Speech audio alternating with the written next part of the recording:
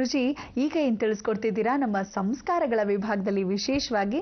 ವೀಕ್ಷಕರೇ, ನಾವು ಹೀಗೆ ಒಂದು ಜಿಲ್ಲೆ ಬಿಟ್ಟು ಇನ್ನೊಂದು ಜಿಲ್ಲೆ, ಮತ್ತೊಂದು ಜಿಲ್ಲೆ ಅಂತ ಹೇಳಿ ಎಲ್ಲ ಡಿಸ್ಟ್ರಿಕ್ಟ್ ವೈಸು ಜಿ ಕನ್ನಡ ವಾಹಿನಿ ಮುಖಾಂತರವಾಗಿ, ಬೃಹತ್ ಬ್ರಹ್ಮಾಂಡ ಕಾರ್ಯಕ್ರಮದ ಮುಖಾಂತರವಾಗಿ ಎಲ್ಲರನ್ನೂ ಭೇಟಿ ಮಾಡ್ತಾ ಇದ್ವಿ. ಎಲ್ಲ ಊರಿಗೂ ಹೋಗಿ ಮಾತು ಕತೆ ಅಂತ.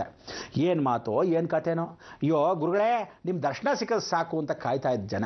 ಅದಕ್ಕೋಸ್ಕರ ಒಂದೊಂದು ಊರಲ್ಲೂ ನೀವು ಬಂದಿದ್ರಿ, ಭಾಳ ಸಂತೋಷ, ನೋಡಿದ್ರಿ, ಭಾಳ ಸಂತೋಷ, ಸಿಗ್ತಾನೇ ಇಲ್ವಲ್ಲ ಒಂದಷ್ಟು ಸಂತೋಷ. ಹಾಗೆ ಪ್ರಯತ್ನ ಪಟ್ಟು ಜಿ ಕನ್ನಡ ವಾಹಿನಿ ಏನು ಮಾಡಿದ್ರು, ಒಂದು ಐಡಿಯಾ ಮಾಡಿದ್ರು. ಹೋಗಲಿ ಬಿಡಿ, ಎಲ್ಲ ಬೇರೆ ಬೇರೆ ಊರುಗಳಿಗೆ ನಾವೇ ಗುರುಗಳನ್ನ ಕರ್ಕೊಂಡು ಬಂದ್ಬಿಡ್ತೀವಿ ಅಂತೇಳಿ ನಿಮ್ಮೆಲ್ಲರಿಗೋಸ್ಕರ ಈ ಸಲ ಶಿವಮೊಗ್ಗ ಜಿಲ್ಲೆಗೆ ವಿಶೇಷವಾಗಿ ಪಾದಾರ್ಪಣೆ. ಅಂಬೇಡ್ಕರ್ ಕಾಲೇಜ್ ಅಂತಪ್ಪ, ಅದು ಅಡ್ರೆಸ್ಸು ವಿಚಾರ ತಿಳಿಸ್ತಾರೆ, ಯೋಚನೆ ಮಾಡಬೇಡಿ. ಆದರೆ ಏನು ಹೇಳ್ತೀನಿ ಅಂದರೆ, ಈ ಸಲ ಬಂದಾಗ ಹಾಲ್ ದೊಡ್ಡದಾಗಿದೆಯೋ ಚಿಕ್ಕದಾಗಿದೆಯೋ ಪ್ರತಿಯೊಬ್ಬರಿಗೂ ದರ್ಶನ ಕೊಡ್ತೀನಿ, ಯೋಚನೆ ಮಾಡಬೇಡಿ.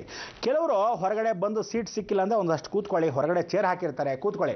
ಅದಾದ ಮೇಲೆ ಪ್ರತಿಯೊಬ್ಬರಿಗೂ ಒಂದು ಆಶೀರ್ವಾದ ಮಾಡೋಕ್ಕೆ ವ್ಯವಸ್ಥೆ ಮಾಡ್ಕೊಳ್ಳೋಣ, ಆಯಿತಾ?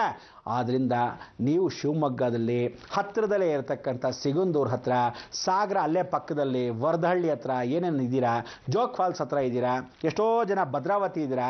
ಶಿವಮೊಗ್ಗ ಭದ್ರಾವತಿ ಪಕ್ಕದಲ್ಲಲ್ವಾ? ಹಾಗೆ ಭದ್ರಾವತಿ ಪಕ್ಕದಲ್ಲಿ ಇರತಕ್ಕಂಥವ್ರು ಅಲ್ಲಿ ಕೂಡ್ಲಿ ಶೃಂಗೇರಿ ಅಂತ ಎಷ್ಟೋ ಜನ ಹೇಳಿದ್ರಿ.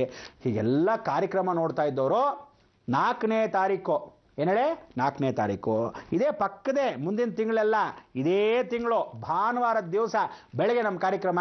ಎಲ್ಲರೂ ದಯವಿಟ್ಟು ಶಿವಮೊಗ್ಗಕ್ಕೆ ಬರ್ಬೋದು.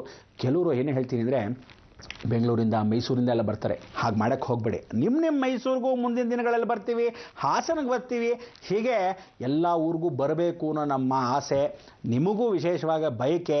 ನಿಮ್ಮ ಬಯಕೆನ ತೀರ್ಸೋಕ್ಕೆ ಜಿ ಕನ್ನಡ ವಾಹಿನಿಯಲ್ಲಿ ಋಣ ಇರೋವರೆಗೂ ಖಂಡಿತವಾಗ್ಲೂ ಎಲ್ಲ ಊರಿಗೂ ಬರೋಣ, ಯೋಚನೆ ಮಾಡಬೇಡಿ ಅಂತ ಹೇಳ್ತಾ ಇವತ್ತಿನ ಸಂಸ್ಕಾರ ವಿಚಾರ ಮಾತಾಡೋಣ. ಏನು ಸಂಸ್ಕಾರ ಅಂದರೆ, ಹೆಣ್ಣು ಮಕ್ಕಳಿಗೆ ಬರ್ತಕ್ಕಂಥ ರೋಗ ರುಜಿನಗಳು ಅಂತ ಹೇಳ್ತಾ ಇದ್ದೆ, ಆ ವಿಚಾರ ಮಾತಾಡ್ತಾ ಇದ್ದೆ. ಭಾಳ ಸಂತೋಷ. ಹೆಣ್ಣು ಮಕ್ಕಳನ್ನ ಕಾಪಾಡಬೇಕಾದ ಧರ್ಮ ನಮ್ಮದು. ಯಾಕೆಂದರೆ ಭಾರತ ದೇಶದಲ್ಲಿ ಮೊದಲನೇ ಆದ್ಯ ಕರ್ತವ್ಯ ಹೆಣ್ಣು ಮಕ್ಕಳಿಗೆ. ಅದಕ್ಕೆ give respect and take respect ಅಂತ ಹೇಳ್ತೀವಿ. ಭಾರತ ಪ್ರಥಮ ನಾರಿ ಧರ್ಮ ಅಂತೀವಿ. ನಾರಿಯರು ನಮ್ಮ ಮಾತನ್ನು ಎಷ್ಟು ಚೆನ್ನಾಗಿ ಕೇಳ್ತಾರೋ ಅಷ್ಟು ಚೆನ್ನಾಗಿ ಆರೋಗ್ಯವಾಗಿರ್ತಾರೆ. ಆರೋಗ್ಯ ನೀವು ಕೇಳದೇ ಇದ್ದ ಪಕ್ಷದಲ್ಲಿ ಏನು ಮಾಡ್ತೀರಾ? ಆರೋಗ್ಯ ಹೀನವಾಗುತ್ತೆ.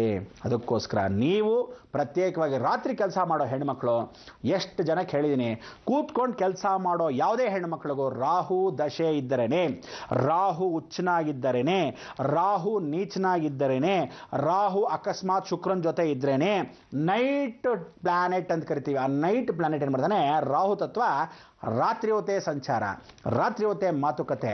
ನಾವು ಒಂದು ಹೇಳ್ತೀನಿ ಯುವಕರಿಗೆ, ಏನು ಹೇಳ್ತೀನಿ ಅಂದರೆ, ಹುಡುಗಿರಿಗಾಗಲಿ ಹುಡುಗರಿಗಾಗಲಿ, ನೀವೆಲ್ಲ ಈ ದೊಡ್ಡ ದೊಡ್ಡ ಕಂಪ್ನಿಗಳೆಲ್ಲ ಬಿಸಾಕಿ ನೆಟ್ಟಿಗೆ ಬಂದು ನಮ್ಮ ಭಾರತ ದೇಶದ ಕೆಲಸಗಳಲ್ಲಿ, ಭಾರತ ದೇಶದ ಕಂಪ್ನಿಗಳು ಕೆಲಸ ಮಾಡಿ. ನಿಮಗೇನು ಅಂದರೆ ಒಂದೇ ಒಂದು, ನಮ್ಮವ್ರುಗಳ ಕೆಲಸ ಸಿಕ್ಕಿಲ್ಲ, ಯಾವ ಕೆಲಸ ಸಿಕ್ತೋ ಹೋಗೋಣ ಅಂದ್ಕೊಂಡಿದ್ದೀವಿ ಅಂತ ಸ್ವಾಭಿಮಾನ ಅನ್ನೋದು ಬೇಕು, ನಿಜ.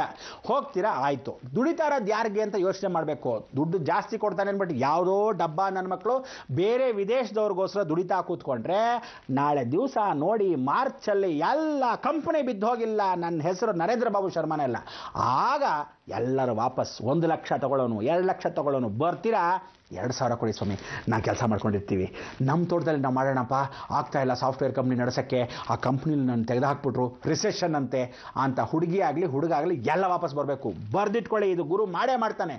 ಆಗ ನಮಗೆ ಸಂತೋಷ ಆಗುತ್ತೆ. ಎಲ್ಲರೂ ವಾಪಸ್ ರಿಟರ್ನ್ ಟಿಕೆಟ್ ತೊಗೊಂಡು ಭಾರತ ದೇಶಕ್ಕೆ ಬಂದು ಇಲ್ಲಿ ದುಡಿಬೇಕು. ಆದರೆ ವಿಚಾರ ಮಾತ್ರ ಸತ್ಯ, ಕಹಿ ಸತ್ಯ. ತುಲಾರಾಶಿಯಲ್ಲಿ ಕೂತಿರೋ ಶನಿ ಹೆಣ್ಣು ಮಕ್ಕಳಿಗೆ ರೋಗ ಬರೆಸೋ ಸಮಯಕ್ಕೆ ಕೂತಿದ್ದಾನೆ. ಗುರು ನೋಡ್ತಾ ಇದ್ದಾನೆ. ಮಂಗಳವನ್ನು ಹಾಡೋಣ. ಏನು ಹೇಳಬೇಕು ಹೇಳಿ? ಲೋಕ ಸಮಸ್ತ ಸುಖಿನೋ ಭವಂತು, ಸನ್ಮಂಗಳಾನಿ ಭವಂತು.